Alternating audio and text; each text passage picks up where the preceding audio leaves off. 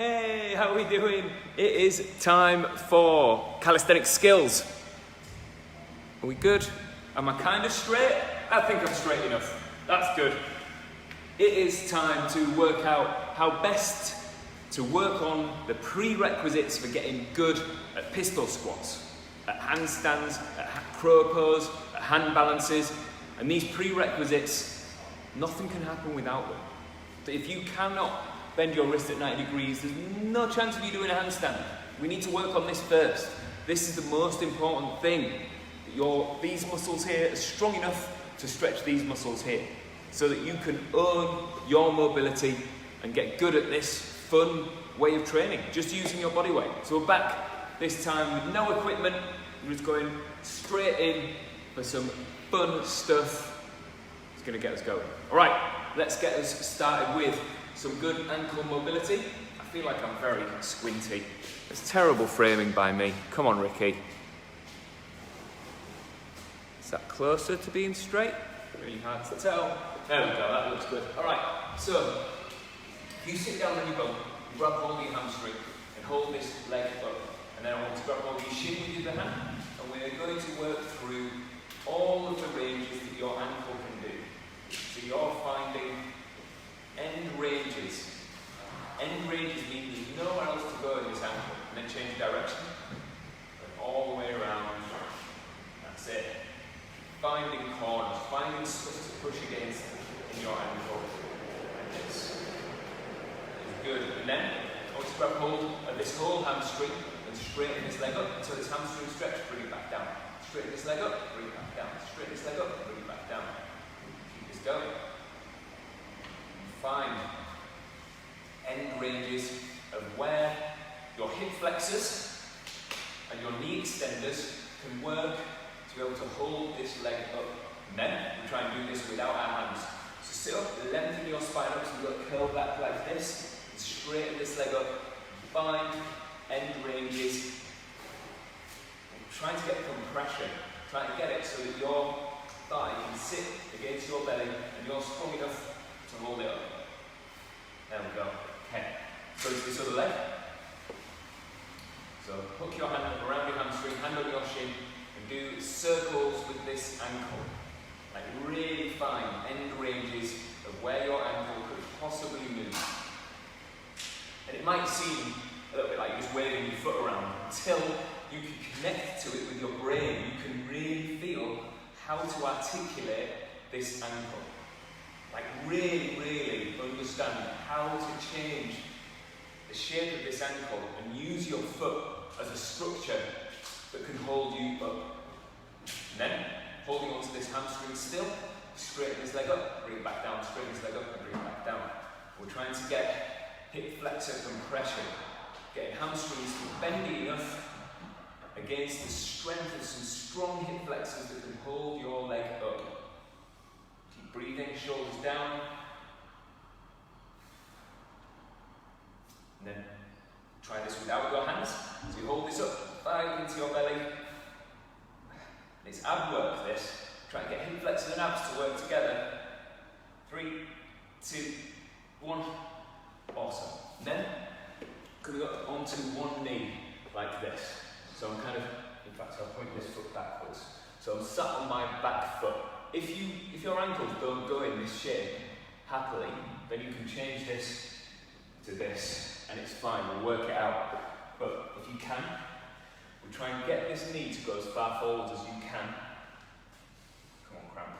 That's it. So you try and get this knee to come forward with this heel down. So if I spin around, look, I've got this heel down, I'm getting this knee forwards, and this is ankle dorsiflexion. Distance between the top of my foot and my shin is key. This knee pulls forwards, and we're looking for a stretch in our Achilles. And we just sit here for a while until you can get it. So have a little look at this shape. This knee is way over the top of my foot. That isn't dangerous, as long as you have the prerequisites to do it. The prerequisites to do it are you can get into the shape and it doesn't hurt. You can check, you can see, you can back away a bit if you need to, but we're trying to get it so that you can position all of your weight balanced with equilibrium over the top of this balance point so that when you swing this leg forwards in your pistol squat, you earn it in different shapes, and you can like rock around and find different stuff. Then we do work here, so it's hard work. You start driving your toes down into the floor, like really hard. Like you spread your toes and you push them down, and find more of a stretch, keeping this heel down, get this knee further forwards, keep pushing. We're loading up all the tissue on the back of your calf, so from the Achilles all the way up, and then try and lift the top of your foot up into your shin. You're using tibialis anterior. This muscle on the front of your shin contracts to try and lift this foot into dorsiflexion. And we keep earning this. Hi Rob. Keep earning it, keep picking it up, pick it up, holding. We're in 3, 2, 1, and then we're back into this stretch.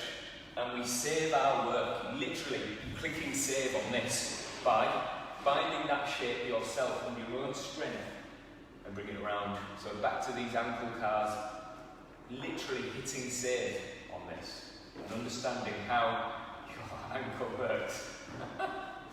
That isn't funny, someone's just done a truffle shuffle behind the camera. And then swapping legs into this ankle dorsiflexion from the other side. So this knee comes forwards as far as you can, trying to get this shape, which is essential for being able to balance on one foot for a pistol squat. You cannot get into this shape without this knee leading there, otherwise you fall backwards. We're going to get it there. And even if you're doing this without the strength to do a pistol squat, this is handy, this is helpful, this can help upgrade your human body so that your ankles can form like an ankle. So keep living in this stretch, keep living in it, so this knee's coming forwards as far as it'll go.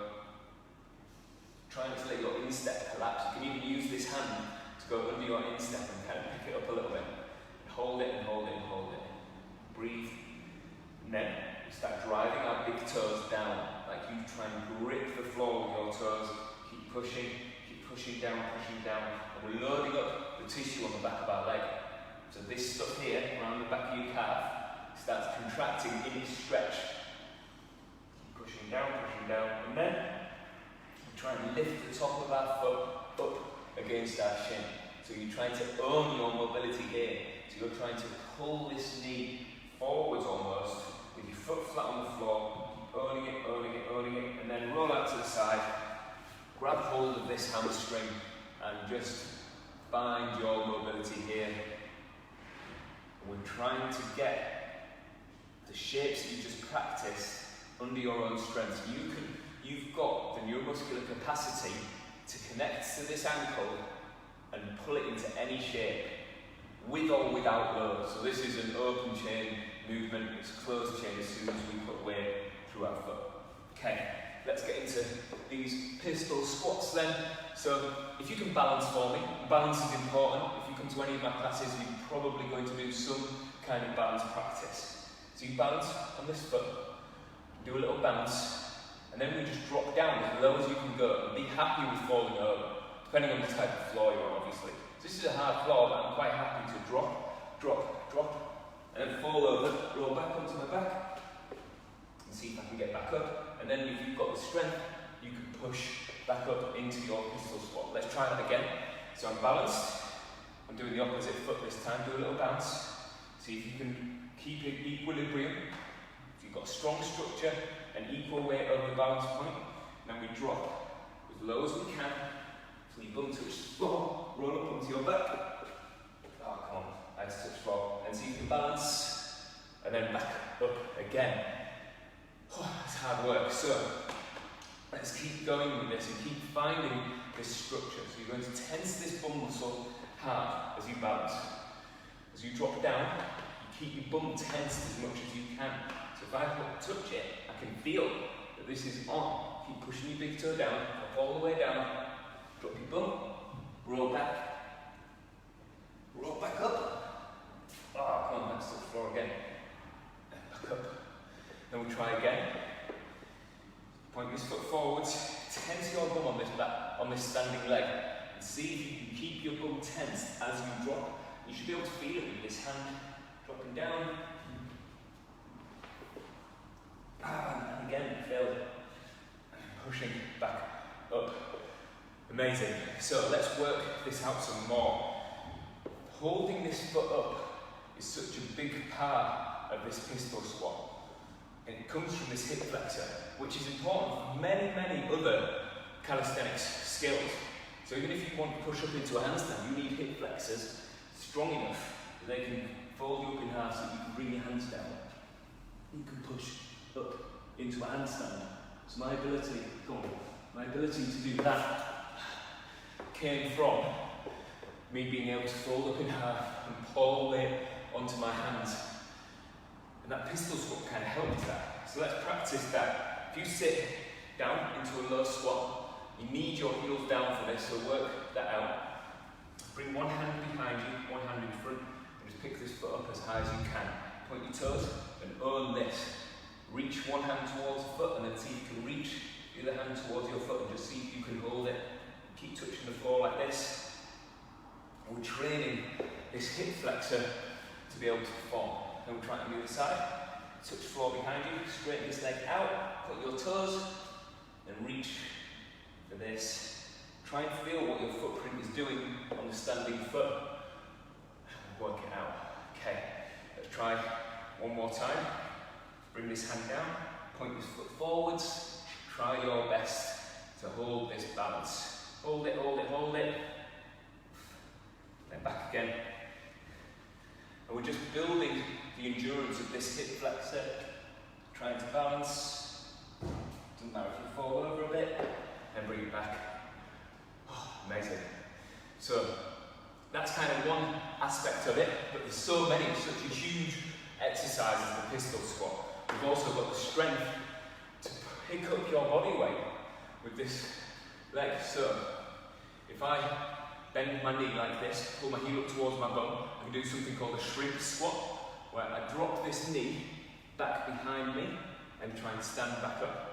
The thing with a shrimp squat is we're trying to do this without our back foot touching the floor. So you pick your heel up, drop knee down to floor, and drive hips forwards when you're back into this. And shrimp squat is hard because it asks your hamstring to know the shape to be able to pull up and own this. So this hamstring muscle, bum muscle is on as I drop this knee back up. And your range of motion is a little bit smaller on the squatting leg as well. I love this exercise because so many of us don't have the capacity to turn this hamstring on and own it here. Hamstrings are really strong at like doing a flick, but if we can teach them how to do this hold as well, then maybe hamstrings get a little bit more resilient. So let's keep going with this. So we're just going to go opposite leg, coming down, back up, down, back up. And if you're struggling with this, you can totally cheat. So even if you just hold onto the wall as you do it, and kind of use Spider-Man skills by dragging your hand on the wall, you might be able to get a little bit better at bringing yourself back up. Having the wall there, cheat on that one, helps you to be able to find just a little bit of help back up to be able to get these legs to perform. Let's look at one more squat variation. If we can have a little look at a Cossack squat. I really enjoy these Cossack squats. Probably my weakest range of motion is leg abduction, hip abduction, so my legs going out to the side like this. So it's good for me to train these to try and bring up the capacity of this. So if you go wide feet like this, reach your hands forwards, and your knees are going to try and stay away from each other as you sit, and we point our toes up like this, and you drop your calf as close to the floor as you can, pushing back up, and come down the other way, and back up. And if I don't let my knees collapse inwards like this, that can really help us to connect to the rotational aspect of control from our hips in a closed chain movement, so when we've got weight through the joints. So let's try a little bit of something a bit harder with this. I might not have this, might have it. Let's see. You try and sit down and stand back up again with no momentum. So you need to be flexible and strong, especially in this ankle dorsiflexion that we've just been practicing. So you come down, drop this calf, drop this foot. Yes. There we go. So we're kind of practicing this rotation from this hip to be able to pick us up and back down. See if we've got it on the other side. It's pretty good. Very hard though, and you can cheat that as well. I quite often teach this if you've got TRX or so any kind of suspension trainer.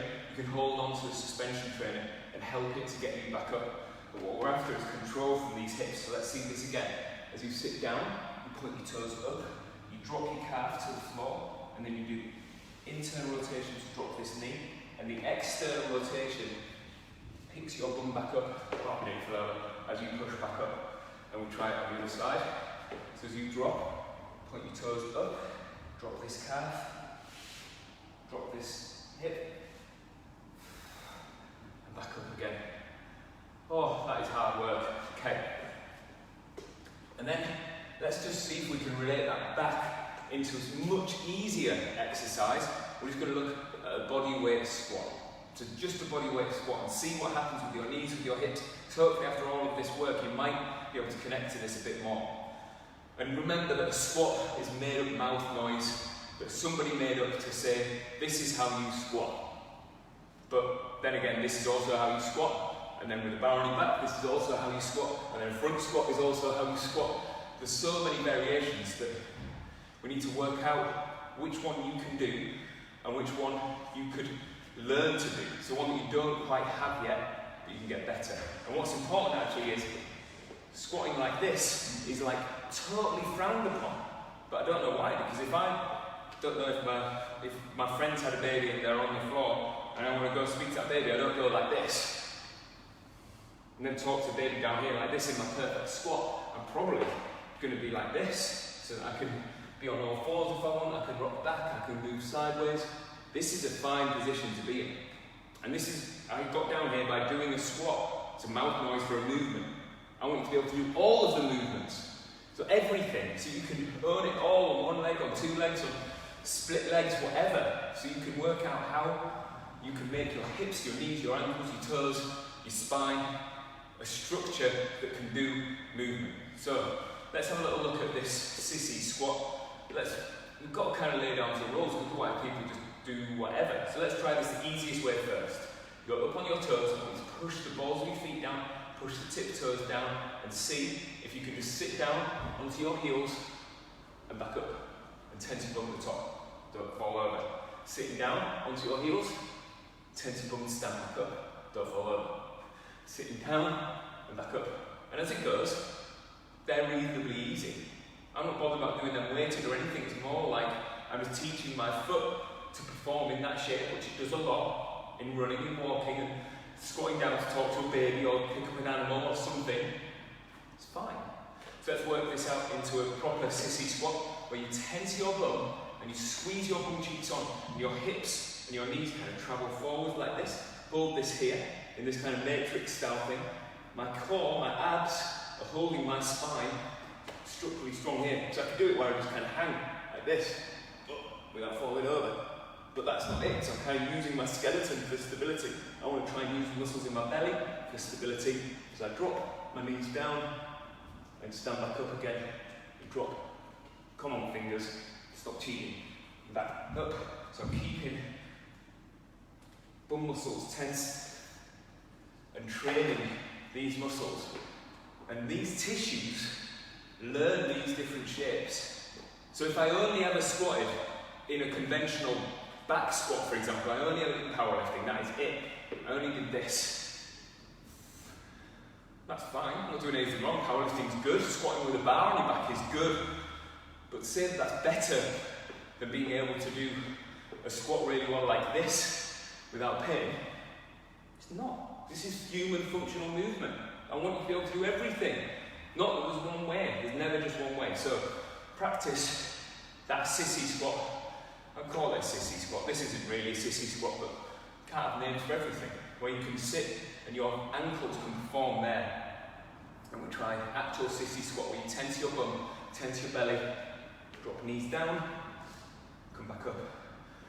Glutes on. And I like that because it teaches you how to send a message to here and here. And this cross-section of tension through your spine from your glutes to your abs can make you able to do other hard exercises like handstands and stuff that connect. Like I can connect this, and I'm strong here. I'm strong at this. I'm strong here. There's no part of that I don't know. Might lose my balance every few reps, but it's fine. We're just learning. So let's work out that some more.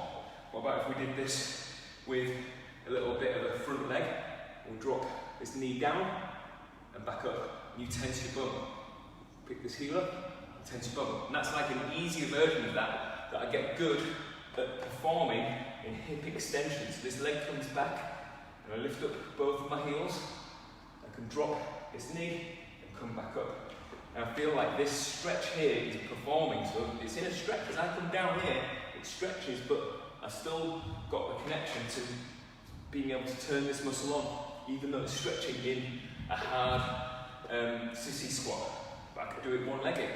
And neither one of those is right or wrong. Okay, let's move on to some upper body stuff. So, if we look, if I can do a decent handstand, let's see. If I do a really good handstand, I'm going to be arms up above. I'm not going to have banana back like this, which is my habit. I'm going to be able to tuck my tailbone under, push my feet together, and own this here where I'm reaching. All these different handstands are fine. There's all these different shapes that we can do, but we're going to try and learn how to connect to this hollow body shape. It's kind of relevant in gymnastics and calisthenics. People kind of say that this is key, this ability to hit hollow body. So let's have a little practice of hollow body first. If you lie down on your back, hug your knees into your chest, do a crunch, push your heels together, reach your arms up so your shoulder blades spread, reach your feet up, and then open out without lifting your lower back, and bring your arms back, and reach your hands, keep your head off the floor, point your toes, drop your heels as low as you can, while you keep glutes on, abs on, and you find this hollow body shape. And be able to hold it. And then reassess, come back in, go up into it, point your feet, coming down, own it, own it, own it, breathe, breathe, breathe, knees to chest, back in, and work that out. Doing that upside down is a different deal completely. So much harder, it's crazy. Let me just get this framing better for handstands. That's better. Cool. So, if I think about trying to find that shape, in fact, if I do it against the wall here, you can kind of see. So, if I bring my hands about forearm length away from the wall, set my fingers down, push my fingers hard, I'm in this running stance, and swing this leg up, punch this leg up and find the wall. So right now I'm in banana back, which is fine. I'm going to try and tense my bum, point my toes, and see I've got one heel on the wall, and try to get this connection. Come on. So, pushing myself higher, I'm trying to connect to my lower back, being able to own this here. And it's so much harder. I'm good for just kicking up into a handstand and holding it. If I'm in a bit of a banana back, I can move things around, I can move my hips, move my feet, I can bring my legs wide, bring them back together and still hold that handstand. It becomes a different thing when I'm trying to be really strict like this. And it's important to understand that we're all at different levels. I'm kind of good at this stuff in my little pond. If I go to a gymnastics gym, loads of people better than me that I could learn off of. But that doesn't mean that I don't have stuff to teach you. And that doesn't mean that you, wherever you're at, are any less than someone else who is either better or worse than you. We're just somewhere different on the journey. And I'm quite far along the journey, but I've not completed it yet, which is fine. And you can see me kind of work out and struggle, and then you can adapt to your level. So maybe the kick-up is your hardest bit, and that's okay. Of course that's all right. And then once you kick up, then you can start learning how to control your lumbar spine and stuff. So let's look at that again. If you just do this standing first, so arms up overhead, let your ribs flip up, or in this banana back here. Can you tense your bum and tuck your tailbone under and contract here to make your body dead straight? And hold it, and hold it, and hold it. and make your shoulders longer so you kind of lengthen, reach up to the sky, keep holding, holding, holding, then come out. Okay, then let's look at this against the wall again, and watch my kick up, because we'll come back to these, to the way that you kick up against the wall as well. Should I just move this camera first a tiny bit? Terrible framing by me today. That's good. Come, so, as I bring my hands down, I'm in this running stance here, and I swing this leg up and I punch the second leg straight up. And I push myself higher. I'm in my banana back here, leaning against the wall, which is fine. If I tense my bum, point my toes on one of my feet and the other one's just helping me balance, tuck my tailbone under, and then I try and just lift my feet away from the wall. Hold and hold and hold. And a nice soft landing. Oh, that was pretty good, as it goes. The feeling is that when I'm up like this in banana back, I can feel like I'm pulling the bottom of my sternum towards my belly button, like this, and it flattens this back. So, should we have a little play around with that in an easier hand balance? Should we try that in a, let's say, a headstand? Let's go for it. You can do it. I totally believe in you guys that you can do a decent headstand. Headstands are hard, but you've got it in you to work this out. So you might need a wall, you might need a cushion under your head, but remember, if we're going to do a headstand like a tripod headstand, your hands have to push. You cannot do this with all of the weight on your head. Go easy on this, don't damage your neck for the sake of hand balance, but you can get into this to start with for sure. If you're not comfortable lifting your legs, don't lift your legs. You can practice this with your feet on the floor. It's just a matter of tensing your belly. So let's go through this from the beginning first. You bring your hands down, bring your head down, right in the crown of your head. Make sure you're in a tripod, so if your hands are either side of your head, that isn't it. And then push your hands away and try and make your head feel light. That's it. Keep pushing your hands away into the floor so your head feels light on the floor, and then pick your hips up. Pick up one leg, and pick up the other leg, and see if you can do this L shape, and then bring this down and go into tuck, and hold it, and hold it, and hold it, and then come out. So, that L shape I find easiest to balance with, because I've got a foot reaching for the floor, which makes things just a little bit easier. And I'm pushing my hands hard into the floor. My head is taking my weight, but I'm not letting all of the weight just make me have no neck like Ram-Man from He-Man. That isn't it. That isn't the one. We're trying to push yourself up into a handstand almost, but it's just isometric. If you shake and stuff, it's fine. If you start losing connection with your hands and you start doing this, you've got to come out. You've got to drop your feet to the floor without doing a forward roll, without collapsing into the wall. Magnet your floor back the way they came up, like toes reaching for the floor. Then we're going to look at trying to find this ability to find your hollow body up like this from your hands, from your headstand. So, coming down, head down, push your hands into the floor, one foot up, into this L shape, bring both feet together if you can.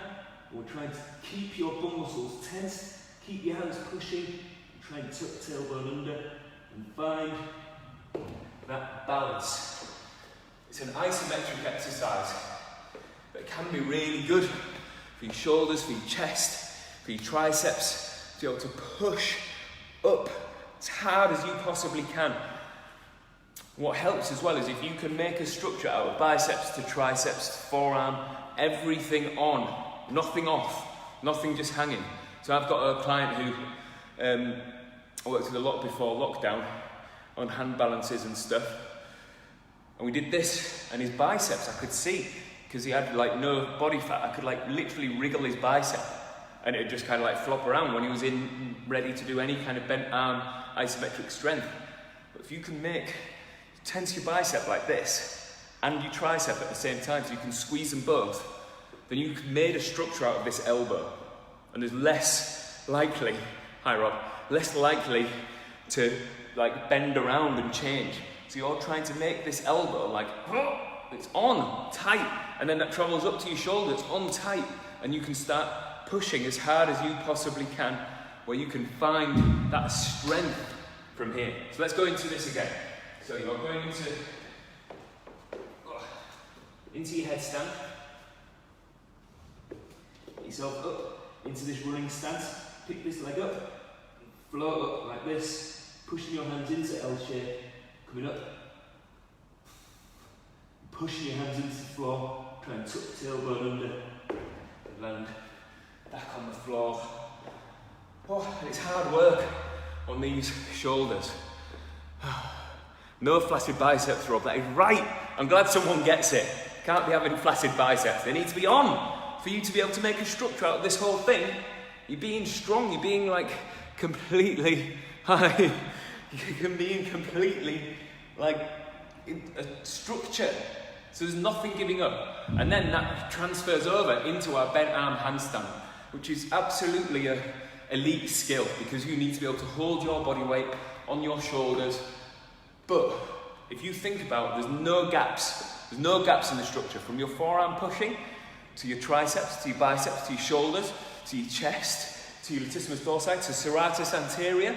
That is a big old structure. If all of those muscles can tighten up at the same time, you're bulletproof. So let's have a little look at that. And this is another really good way, because it's easier to balance in a bent arm handstand if you've got the strength. You can find the structure in your torso to be able to tuck the tailbone under and still hold this hollow body. So, twist your hands into the floor, bring your face forwards, point one toe up, and hold it, and push, and hold, push, and hold. Back down. And you can find that little pocket of strength. I promise, if you can get rotational, pushing, tensing biceps, tensing your chest, tensing your shoulders, nothing gives, but it's got a long learning curve, unfortunately. You need to tune into that when you're doing your press-ups, when you're doing headstands, when you're doing every exercise, even if you're doing bench press. You need to irradiate against whatever your resistance is. And if that's body weight, that's cool, because that's what we're doing calisthenics.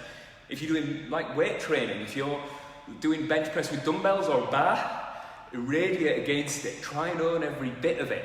Like you can feel every muscle join in. Then you get really strong, because there's nothing missing. If you just do your press-ups like this, because you're kind of strong enough, and you can see how my arms are just kind of flopping around and pushing. I'm strong enough to do that. And I can do loads of press-ups really quickly like that. But if I tune in, it transfers over into this stuff. And that is the key. I really believe this, that calisthenics is more about this neuromuscular connection to every joint than it is about the actual brute strength. Brute strength will get you so far, but if you don't have that connection to your lower back to be able to segment your spine, it means nothing. Because you can't, as soon as your shoulders maximally load up, then you just slot your spine into the only place it ever goes. It doesn't work. Which in turn brings me to a really good point that neutral posture doesn't mean anything. And I use that term when I say to someone I want you to be in neutral posture. Tell them all the time, I just want you in neutral, which is just stood. But practicing to do every exercise from neutral misses out a load of stuff. I want you to be able to articulate to neutral and past neutral and wherever we want, because that's what hollow body is. Hollow bodies are neutral. We train here. We train our shoulders and stuff to be able to get your abs and your glutes to be able to hold this lower back flat. And then that progresses us to be able to do hand balances and hard things that are in calisthenics. Getting your head around that is it's a game changer. That you don't just only ever train in neutral. So if we only ever squatted in neutral, even, like I showed you, we don't, because we don't do that as humans. Sometimes you bend over, sometimes you bend down to pick something up, and you don't do it like you're in an exercise video where you like bend down to pick up the box, you pick up like this. It doesn't work like that. We need to find our stuff. Okay, we've got 10 minutes left. Let's get into some more hard work now that I've ranted for a bit about how this all works. Let's get into the kick up for our handstand again. We'll use the wall again. So, doing a handstand like this, where you go into it like schoolyard style, throwing yourself up, is all well and good if you can do it, but it's very hard to mitigate the amount of momentum that you give yourself. To transfer a kick up like that onto a wall, into freestanding in the middle of the room, it's so tough. A lot of people won't ever do it, they'll only ever kick up against a wall like that. So we're going to try and have our hands set, and we're going to twist them into the floor and make this structure strong. Like the whole thing really strong. So fingertips down, twist your hands into the floor, we're kicking up and punching up. So kick, kick, punch, and back down again. Kick, punch, back down again. Kick, punch, back down again. And we're trying to get that to be consistent. So I only did 3 or 4 there. And every one, I didn't touch the wall because I punched up and I found a little bit of balance and came back out again. I'm kicking up, finding a bit of balance, coming back out. Because we're not practicing the balance, we're practicing a consistent kick up. So that every time you kick up into a handstand, it's the same. Every time you do it, you can balance it. And it works. I promise you, once you get this down, if you give it the time it deserves, it'll do it. So let's just do 3 or 4 on our weak leg. If your weak leg doesn't do it at all, just carry on trying. Because eventually you'll work it out. So if I have my left leg forwards, I find this so much harder, by the way, but I'll keep practicing it. Twisting my hands into the floor, pushing my chest up. So I do this kick, kick, come on, kick, punch, back down, kick, punch, back down, kick, punch, back down, kick, punch, back down, kick, punch, back down. I did a few more there because I felt good doing it. Every time you kick, punch, if you can kind of connect, so your feet push together and you own that upright position, like it's yours, and it's the same every time, not kick, punch, find the wall, kick, punch, find the wall, because you just start connecting to this overbalance where when you go into the middle of the room, you'll lose it, you'll overbalance, you'll topple over, you'll do a forward roll, and we don't need that. We need you to just get boom, straight upright, and you start to be able to use your fingertips to stop any forward movement. The worst thing that can happen is your head lurches forwards as you kick up. That isn't it. We need to make sure that when you kick up, this structure stays quality, that your hands are pushing into the floor and you've got it, and you can get it there, and you know upright, like hips over the top of your shoulders, shoulders over the top of your hands, feet, bang, straight up, push together. So let's have a little practice of that. We're going to kick up into handstand, and you're going to pin your feet together.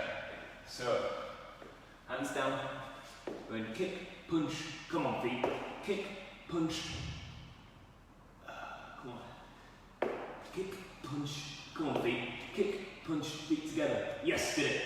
Kick, punch, feet together. So do you see that? I missed it like 3 times out of the 6 or something that I did. I didn't quite get it. But this is practice, this is training, and this is how it's got to go, that you miss things and get it, miss things and get it. And it's exciting. I like it to be exciting where I nearly get something. And that was good, because I nearly got it, and that feet together thing, it makes me like zip up tight. It feels like that. When I get it, and I'm in the handstand, and I know that I've flattened my back, I feel like someone's just zipped me up, and I'm like, solid, I'm in. That is it, I understand it, I've got the shape. Let's go one more go at this, because I'm having fun trying. So your hands press into the floor, fingertips push. I'm in this running stance, so I swing, punch this leg up, feet punch together, and back down. Kick, punch, come on, kick, punch, yes. I'm not bothered hanging around up there upside down for ages. I'm just trying to find that connection and then back out so I can find it again. And the quicker I find it, the better my handstands go. Okay, we've got 5 minutes left. Let's go into some good strong press-up work just to finish us off. But like always, it's going to be very specific and really look at what is happening in your core, what's happening in your spine, and your ability to control yourself, control every bit from the chain. And the chain is from wrist to elbow to shoulder, across your chest, down your spine, down your legs. Everything is involved in this press up, and it doesn't have to be. You can do an empty press up where you just kind of bounce up and down, kind of doing some good.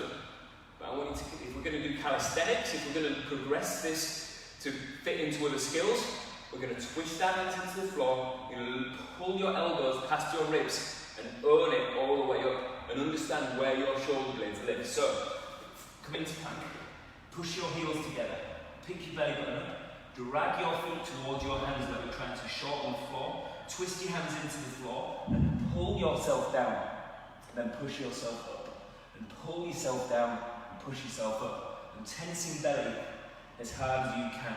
And I know that's such a generic term, but think about all the things I've asked you to do. We're trying to tuck tailbone under, you're trying to drag your feet towards your hands.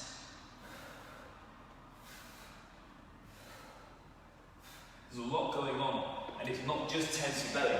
So all of those directional pulls that we just talked about are making you tense your belly. If your press-ups aren't strong enough to do them flat on the floor like that, don't worry, just elevate yourself up a bit. So on a little box, on a chair, on 2 chairs even, so you have a chair on each hand, that works. Work it out that you can get this hollow body and understand where your shoulder blades are every bit of your press-up. So if you go like this, your shoulder blades pin together, and then you come back down. And that's the only way you ever do a press up, you lost it. These muscles across here are just like stretched out of the way, and your structure has become end range shoulder blade retraction, which is fine. You maybe need to be able to take a load like this. We do bench press a little bit like that. If you do powerlifting bench press, you kind of slide your shoulder blades down, pick your ribs up, you squeeze shoulder blades together, and you push from here. It's a valuable skill, but if we're going to learn how to move yourself around, getting your shoulder blades to retract, getting them to come apart, and understanding how you can move them around in the press-up becomes a strong shoulder blade from a strong chest, and the whole structure, the whole thing then becomes something that you can connect to help perform. It's very exciting for me. So, I rant a lot in these classes, and I realise this because we're about on time now. When I do this in real life, I get you to do the work, and I show you, and I get you to, and I pick apart what you do. Not in a way that I'm like, no, you're doing it wrong. I'm like, explore this. What happens if you do this? What happens if you do that? And it seems like I keep stopping to talk in these and you don't actually do much work, but it's up to you to slow yourself down and realise this is strength training. When you do strength training, you have long rests, and then you perform up here. You perform at a high capacity. If you do a HIIT class, you perform up here for long periods of time almost. You're like putting everything in and then a little rest, and then everything in and then a little rest, and it's only short rest. This is like maximum power and understanding how to control your body. You need these 3 or 4 minutes rest to be able to do it really well. So I'm quite happy to stop you and just talk. I wish we could see each other so that I could really tune into what it is that you're doing and give you these little tips depending on what we have, because we're all so different. Some people miss the lower back. They can't quite segment their spine to be able to hold hollow body, and that's what we work on. Other people, it's just they don't have the strength in the push, so we work it out a way to strengthen this push to be able to do the thing. And then other people can't quite get the irradiation, that thing I was talking about making your bicep tense in bent arm strength. They don't get that, so we work on that. And it's all a lot of talking and practicing. But that's what training is. This is training, it's not a test. I want you to perform well, and I don't actually want you to be super sore tomorrow. I want you to practice again tomorrow, so you get another chance at it, and then another chance, and then another chance, and then you keep on improving, which is exciting for me. That's a lot of talking. Thank you so much for hanging out with me. I love teaching this. Keep firing me questions, what you want to work on, where you're at, how close you are, how far away you are from exercises, and we'll talk about it. We'll work out a way to make this work. Enjoy the rest of your day. I will see you very soon. Appreciate you all. Thank you so much. No flaccid biceps. Bye.